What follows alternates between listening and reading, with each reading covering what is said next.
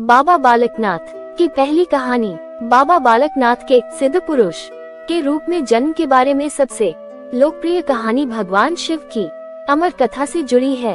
ऐसा कहा जाता है कि भगवान शिव अमरनाथ की गुफा में देवी पार्वती के साथ अमर कथा साझा कर रहे थे और देवी पार्वती सो गईं। गुफा में एक तोता का बच्चा था और वह पूरी कहानी सुन रहा था और हाँ का शोर कर रहा था।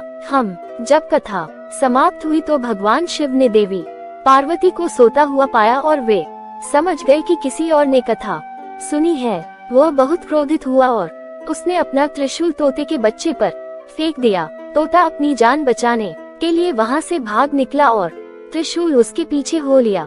रास्ते में ऋषि व्यास की पत्नी जम्हाई ले रही थी। तोता का बच्चा उसके मुंह से उसके पेट में घुस गया।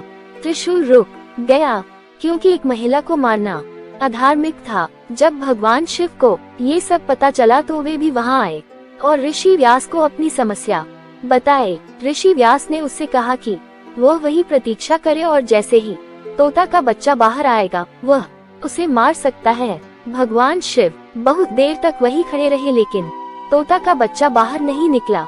जैसे ही भगवान शिव वहां खड़े हुए पूरा ब्रह्मांड अस्त व्यस्त हो गया।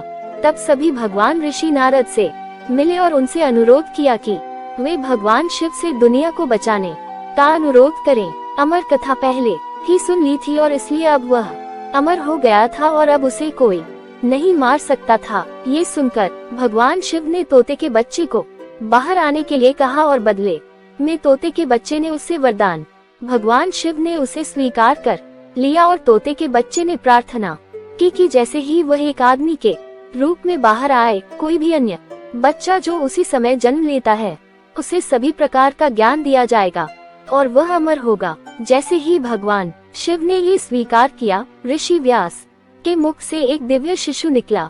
उन्होंने भगवान शिव से प्रार्थना की और उनका आशीर्वाद प्राप्त किया।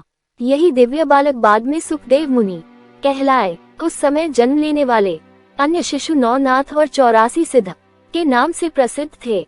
उनमें से एक थे बाबा बालकनाथ।